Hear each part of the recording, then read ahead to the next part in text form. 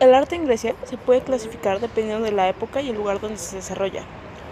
En el cretense micénico se desarrolló el arte de la orfebrería, la cerámica y las técnicas pictóricas. Aquí predominó el estilo protogeométrico en la cerámica, una acentuación muy marcada de la línea en la pintura, y asimismo en este periodo se representaban principalmente imágenes naturalistas. Cabe destacar que se desarrolló en la isla de Creta, y en la civilización minoica era muy importante la figura del toro, como lo vemos en la ilustración. Después encontramos el periodo arcaico. Durante este periodo, el arte era funcional, ya que estaba dirigido al hombre. La escultura era arcaica, con rigidez y frontalidad. Aquí encontramos el periodo geométrico, el protagonismo de los cobros, corais y los cobros. Estos son representaciones de hombres jóvenes, doncellas, de atletas respectivamente. En este periodo, aunque se intentaba plasmar el movimiento, no se lograba con totalidad. Durante el clásico helénico surge la curva praxiteliana, la cual es empleada por Praxíteles. Esta consiste en recargar todo el peso de la escultura y del cuerpo sobre una sola pierna.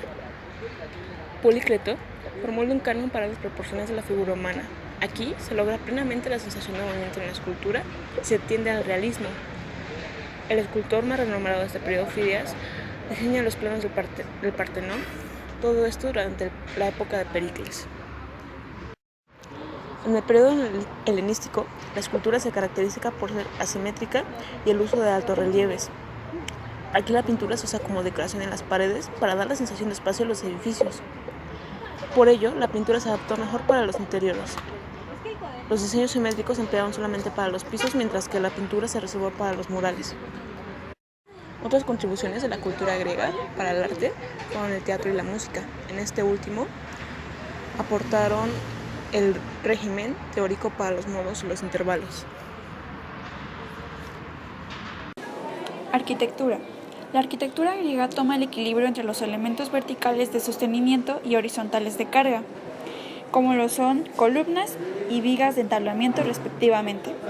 Cada sillar o tambor era cuidadosamente trabajada con el mejor de los materiales posibles, pero no como mera exhibición de riqueza, sino como el mejor medio de satisfacer a los dioses y honorar a las polis.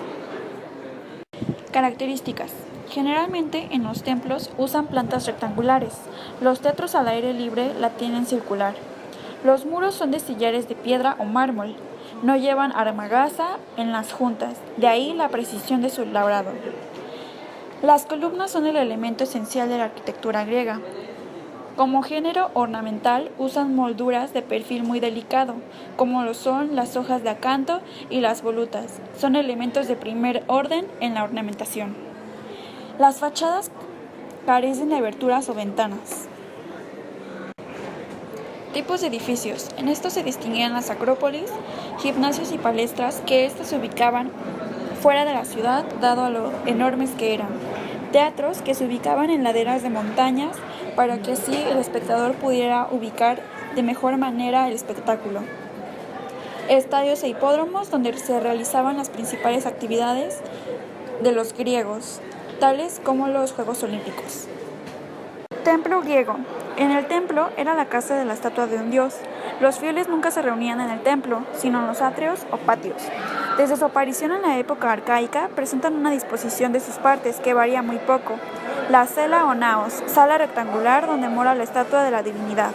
El pronaos, un vestíbulo ordenado de columnas que procedía y daba acceso a la cela. El epístodomos, dependencia que servía para guardar los tesoros del templo. Según la posición y el número de columnas que adornan las fachadas, se distinguen los siguientes tipos principales de templos: conantas, prostilo, antiprostilos, peripétoros, monopétoros. Orden clásico. El orden clásico era la estructura de las columnas que tenían los templos griegos. Estas se distinguían según su forma. Dórico. Esta daba la impresión de robustez, severidad y energía. En la columna disminuye el grosor hacia la parte superior, reforzando la sensación de solidez y fortaleza, haciendo que parezcan más rectas viéndolas desde lejos. Su moldura es de base cuadrada. En lo urbano encontramos a las polis o ciudad-estado. Estas aparecen alrededor del siglo VIII a.C. y son una de las cosas que más van a caracterizar a la civilización griega porque representan el centro político de esta misma sociedad.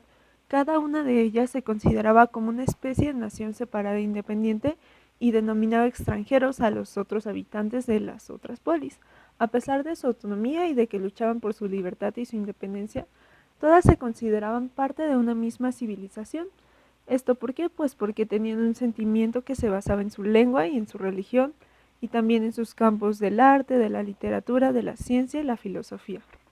Ellas compartían características comunes como lo son la extensión territorial reducida. Tenían un núcleo urbano en el que se situaba el centro político y un pequeño territorio que usaban para sus cultivos y sus pastos. Su extensión medía alrededor de los 80 a los 90 kilómetros cuadrados y tenía más o menos de 3.000 a 5.000 habitantes. Esto hacía que pues todos se conocieran. Las únicas polis que consiguen dominar estas extensiones y que son más considerables es Atenas y Esparta. Son dos grandes potencias del mundo heleno. También tienen independencia económica. Esto quiere decir que cada una de los polis va a producir lo suficiente para poder alimentar a su población. También su independencia política. Las polis eran libres y no estaban sujetas a ninguna otra ciudad o a ningún otro poder. Tienen una estructura social que se formaba por ciudadanos y esclavos. También tienen un gran espíritu cívico y pues le tenían mucho respeto a sus leyes y todos los habitantes tenían que participar en los asuntos de la comunidad. También tienen una leyenda fundacional y fiestas y tradiciones propias y un culto religioso común. En la estructura de las polis encontramos la Acrópolis o ciudad alta. Esta ciudadela se fortificaba en alguna elevación del terreno, como en la cima de una colina, y era el lugar donde se resguardaba el pueblo en caso de que hubiese una guerra. Los ciudadanos, los artesanos, los campesinos, mercaderes y esclavos. También se construían los edificios políticos, económicos y religiosos de las polis. Algunas acrópolis se convierten en el centro religioso de la ciudad, como podemos ver en el caso de Atenas. También tienen agoras o plazas públicas. Constituían el centro de las polis en el que se concentraba la actividad comercial, cultural y pública. En este lugar se reunían los ciudadanos y se solía ubicar junto al puerto de las ciudades, en las ciudades marítimas. El agora ateniense estaba situado frente a la entrada de la Acrópolis. También tienen una muralla defensiva que rodeaba los principales barrios de las polis. Cuando el núcleo urbano era pequeño, pues las murallas no eran necesarias porque los habitantes podrían ir a resguardarse en la Acrópolis. Pero conforme esta ciudad crece y se extiende, surge la necesidad de construir murallas. Algunas polis como Esparta pues nunca tuvieron murallas. En caso de guerra, los vencedores solían imponer a los vencidos la demolición de sus murallas y la prohibición de volver a reconstruirlas. Como siguiente tema tenemos la cosmovisión. La cosmovisión griega se basaba en relatos que se trataban de las aventuras de una amplia gama de dioses, semidioses y héroes de la antigüedad, mejor conocidos como mitos. La parte realista de su cosmovisión se da con la filosofía, con lo que ellos consideran la verdad, la cual definieron como la correspondencia entre el pensamiento y la realidad.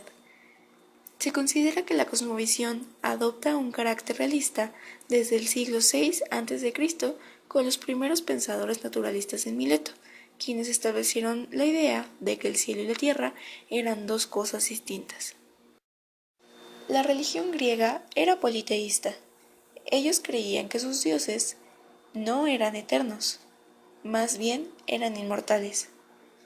Los dioses más conocidos son Zeus, Hera, Poseidón, Hades, Hefesto, Hermes, Ares, Afrodita, Atenea y Artemisa. En la sociedad griega podemos mencionar tres clases sociales: los ciudadanos, los metecos y los esclavos. Los ciudadanos debían ser mayores de 18 años y nacidos de padres no extranjeros. Los metecos eran hombres libres, pero extranjeros. Pagaban impuestos por residir y no gozaban de derechos políticos ni posesión de tierras. Los esclavos eran generalmente prisioneros de guerra, hacían todo tipo de trabajos y no tenían ninguna clase de derechos. Ahora mencionamos a las mujeres, que sin importar a qué clase social pertenecieran, ellas no podían participar en la política. En la política vemos una serie de cambios. Al inicio fue una monarquía, la cual sería cambiada por una oligarquía y finalmente por una democracia.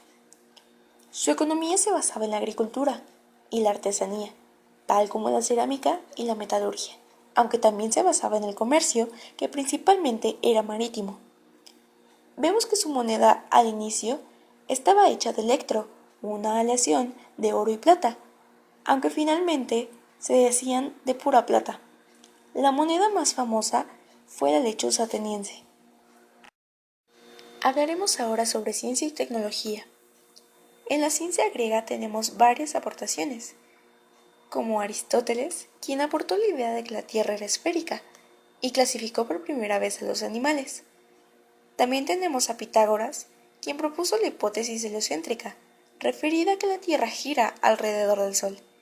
Y también está Arquímedes, quien aportó su principio, que dice que un cuerpo total o parcialmente sumergido en un fluido en reposo recibe un empuje de abajo hacia arriba igual al peso del volumen del fluido que desaloja. En la tecnología tenemos varios inventos, tales como los de Arquímedes de Siracusa, quien inventó el odómetro, usado también actualmente.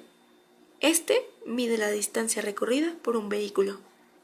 También tenemos el invento de Filón de Bizancio, que fue el molino de agua. Fue revolucionario y utilizado no solo para la molienda del grano, sino también para las fraguas, batanes o diversos trabajos agrícolas. También tenemos el invento de Arquímedes, el tornillo que lleva su nombre, que es una máquina gravimétrica helicoidal utilizada para la elevación del agua, harina, cereal o material excavado. Incluso inventó la polea.